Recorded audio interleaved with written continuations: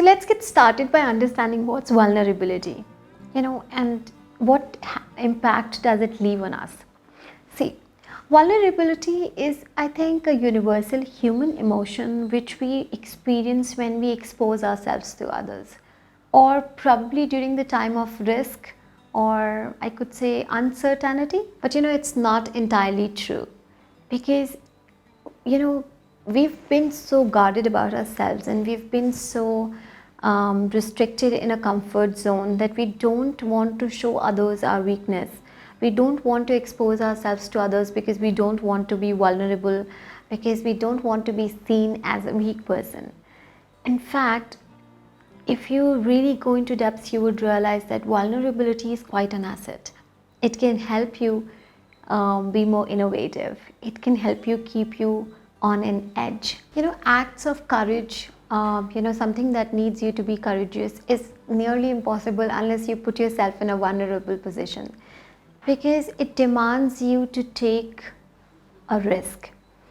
Remember, every time you are putting yourself in a situation where there is uncertainty, you are actually taking a leap of faith, which will end up helping you, which will lead you to more ideas, creativity. In fact, I think vulnerability is one of the cornerstones for human innovation and creativity. So, what I'm saying today, isn't it very contradictory to what we have grown up understanding and learning? Yes, right? Now, why does this happen? To my understanding, and to a large extent to what the book says. So, it happens because a successful innovation requires you to, accept failures on the way.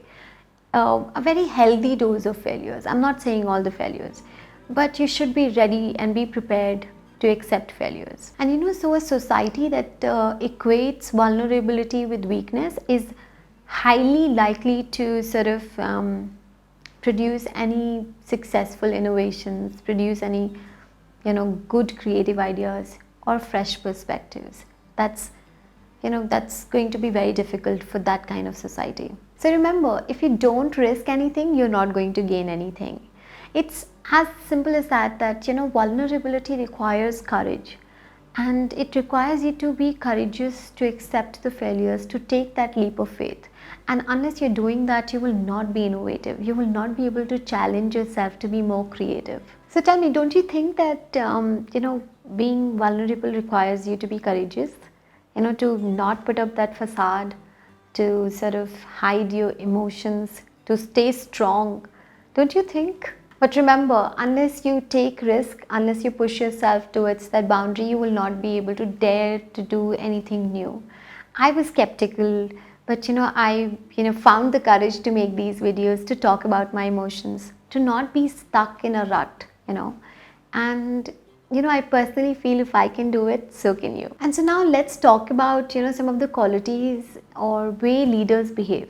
And the first one that comes to my mind is feedback. The way a leader gives a feedback is so essential and crucial for the person who's taking the feedback. Because if it's a constructive feedback, they're going to grow. But if it's not, they're going to be bogged down. And that's what differentiates a good leader from probably a bad leader. Let's have a look.